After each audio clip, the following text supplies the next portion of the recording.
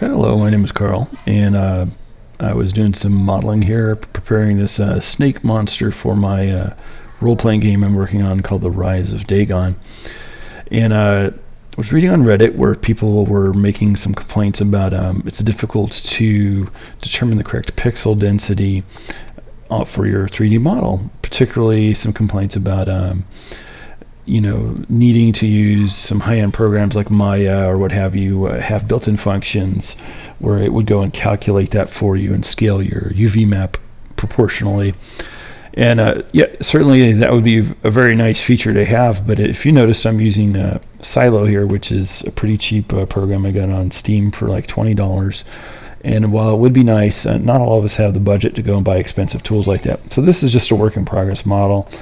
And it's my first tutorial, so bear with me. But I just want to demonstrate a cheap technique that's really effective, and it can be used in any modeling program. So firstly, I just have a flat material on them right now, this red material. I'm going to go ahead and replace that with, I prepared a checkerboard pattern down here that you see in the corner called Material 1. Doesn't matter what it's called.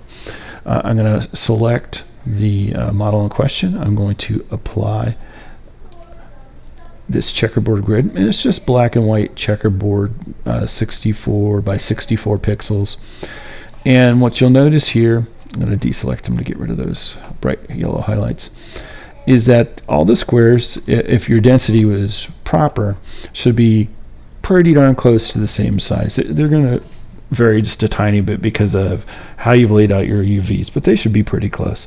So along the front here, they look pretty good, and there's a UV seam here around the waist, and that's why it's not all lining up. That's not actually a problem. I'm still working on the UVs here.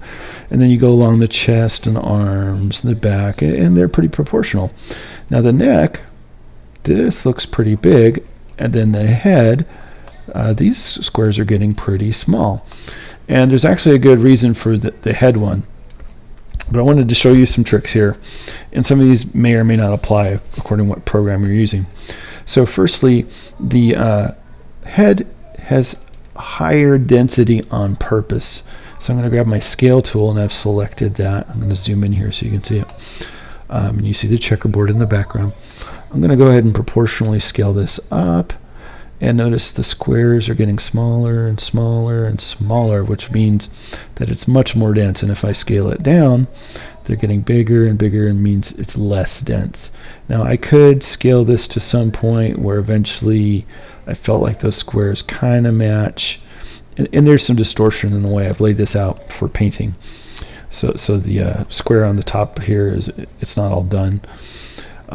But in any case, you can see I can scale this up and down to get closer to the look that I want to do.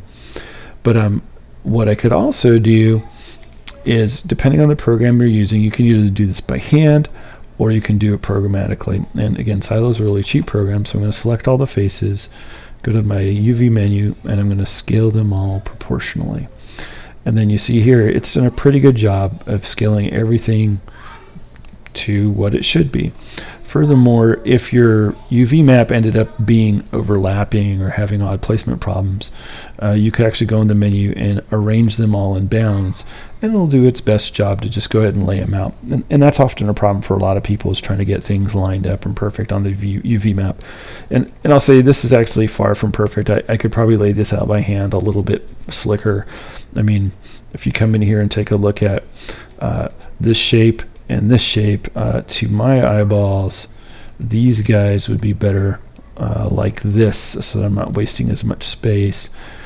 And if I pulled this over here and this one here, if I lay these like this, then I'm utilizing the space there better. And then depending on what other shapes I have here, I can move them around, I can rotate them, and fix them up such that I'm not wasting as much space. But I also got an assist from my modeling program.